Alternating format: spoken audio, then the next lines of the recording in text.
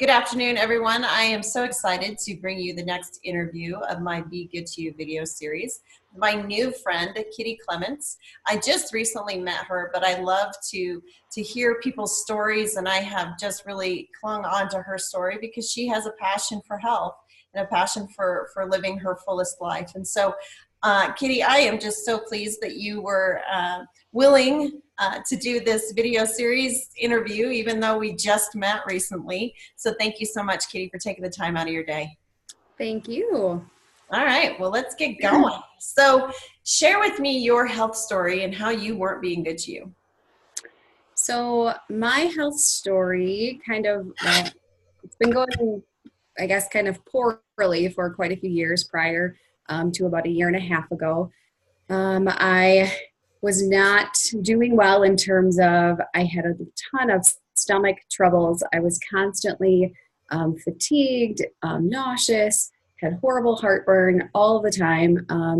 I have two little girls, and I literally felt like the worst mother in the world because I would go to work every day and I'd come home, barely make supper, and I was in bed because I was so miserable.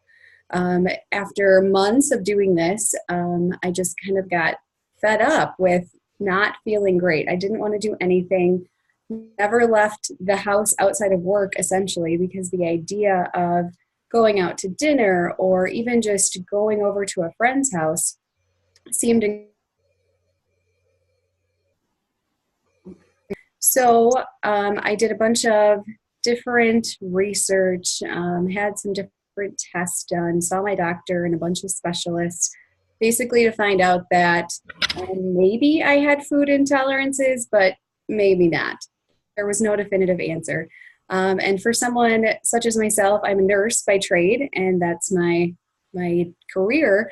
And not being able to find answers, knowing that I worked in that, healthcare field was really frustrating. So I ended up on this kind of long, windy path of trying to figure out food intolerances and extreme diet restrictions and so forth, trying to eliminate anything that might be causing some of my symptoms. I had some okay relief just by cutting out gluten and things, just because gluten's kind of in everything, essentially. So I kind of cut that out, felt pretty good. But around that same time, I started a new job and became incredibly overwhelmed. I super stressed out, working crazy hours, on call 24/7 at times. Really was not taking care of myself. My diet consisted of not eating gluten, but thankfully there's no gluten in coffee. So I was drinking coffee around the clock, hardly drinking water, outside of what was considered in my coffee, I guess, and just not doing anything to help my own kind of self-care. I was trying to do the best I could as a mom and be there for my kids, try to be the mom that wanted to go outside and play or wanted to, do those projects or whatever it was. And I felt like I was failing miserably. They thankfully tell me that I wasn't, but still didn't feel great about any of that. So basically, I decided to go a little more extreme in terms of my my diet eliminations, cut out any sort of potential intolerance for quite some time, started to feel better. Like I actually felt good, but I was eating things that were good for you, vegetables and protein and nothing essentially processed. And although it was a major transition at the time, I found myself feeling 1,000 times better. I was able, I'm able to not go to bed the minute I went home at night. I was willing to go out, to go to events, that sort of thing.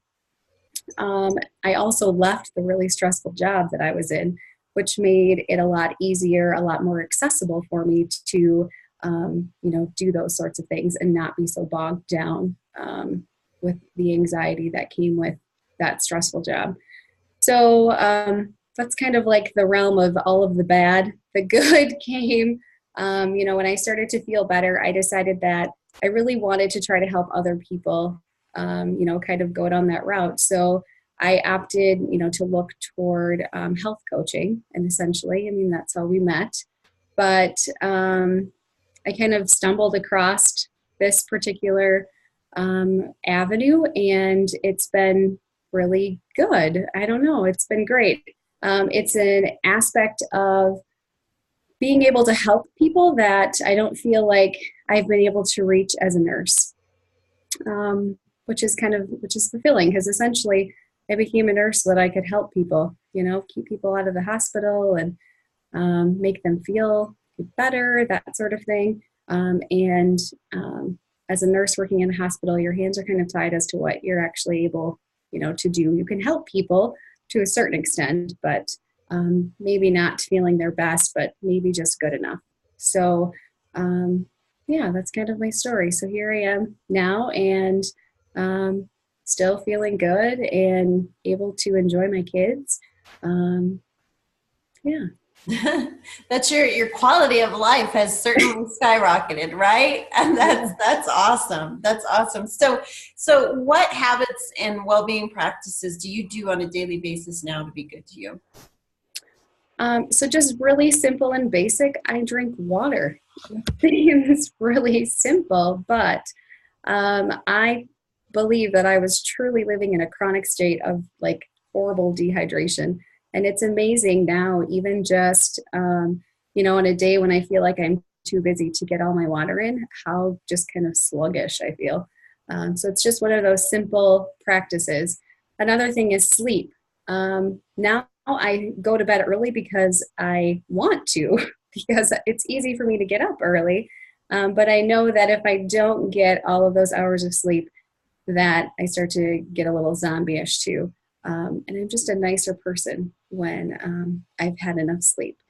Other things are just taking time for me. I took up, getting back into reading prior to about 6 months ago, I suppose, maybe 8 months ago.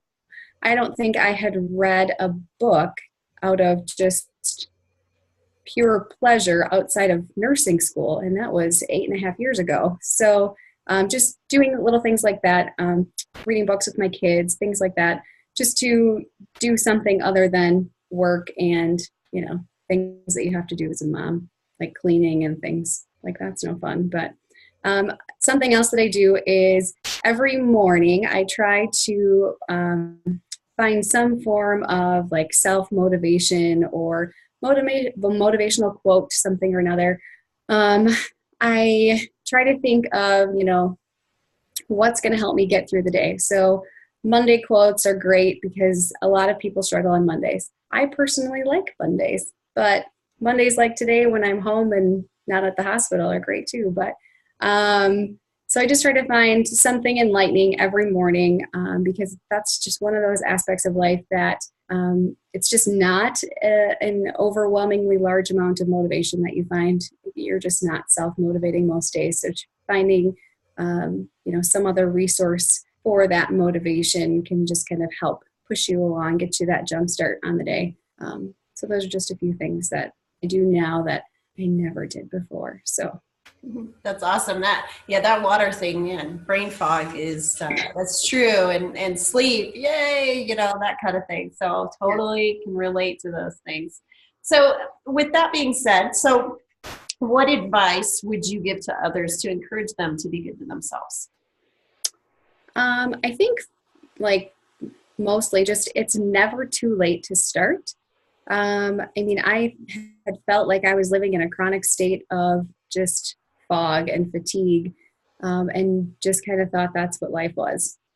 I had done it for years, probably all the way through college, where you stay up way too late and drink too much coffee and stress yourself out with finals and all that great stuff.